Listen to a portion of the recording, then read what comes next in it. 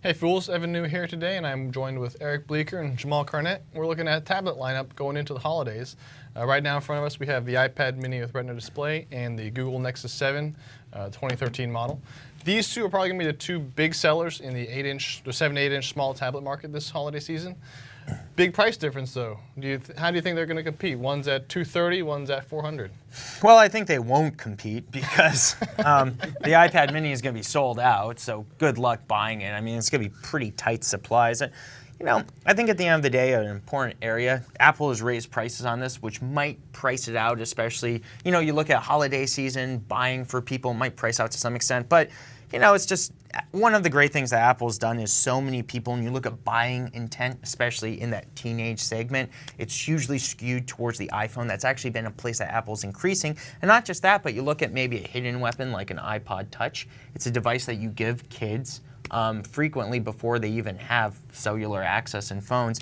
So, you know, they've built up their ecosystem and things that they like about iOS. And if you move and you've got certain apps that were available on iOS and now they're not available on your next device, not only that, but it's not syncing with information that you previously had in some cases. You know, it's just, it is a nice barrier, and it illustrates potentially why, you know, even going up in price range, Apple has a really nice sticky environment here because they get people on the phone so well in the United States especially, and they get people so well in other devices, even like an iPod Touch. So I think obviously this will be, you know, the more popular device in terms of overall demand. Whether or not supply can meet it, possibly not, but I think the Nexus 7, you know, still will sell very well. $230, great price point. The loser in all this is really e-readers. When I go on the, you know, sometimes I'll ride a metro train to work, the mass transit system in Washington, D.C., and finding e-reader is like spawning a unicorn now.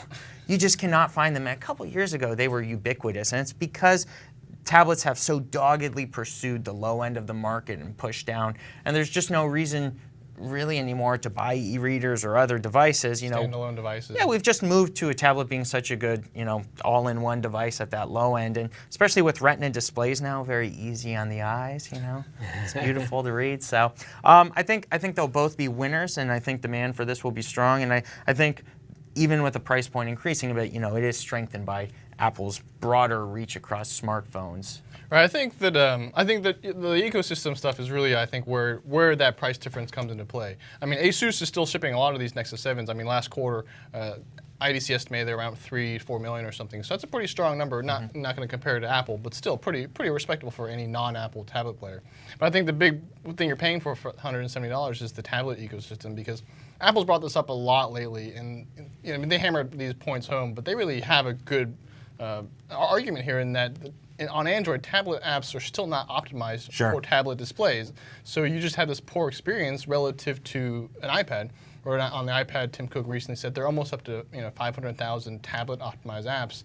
And on the smartphone side, you know, Android is very much closing the gap. It's not as much of a difference in experience, but on tablet, the screen is so much bigger that really, I think that's going to be a pretty big thing to consider from a consumer's perspective, though. What do you think, Jamal? Well, I also want to caution investors, you're going to get a lot of data points from third-party sources that may not be as reliable anyway about the iPad mini versus the Nexus 7. But I do want to say that supply constraints and getting those into the hands could basically make those numbers moot initially. So there are going to be a lot of splashing headlines perhaps about, hey, Apple's losing ground there, but just remember those supply constraints may weigh in. Of course, you know, Nexus already has their own problems with Verizon and the LTE service, so it's not like everything's working well for the company, but I really think that investors should kind of calm down and take these data points in stride. There you have it, fools. So right now, Nexus 7 and iPad mini, both can be pretty solid buys for the holiday season. Check back for all the latest on Fool.com.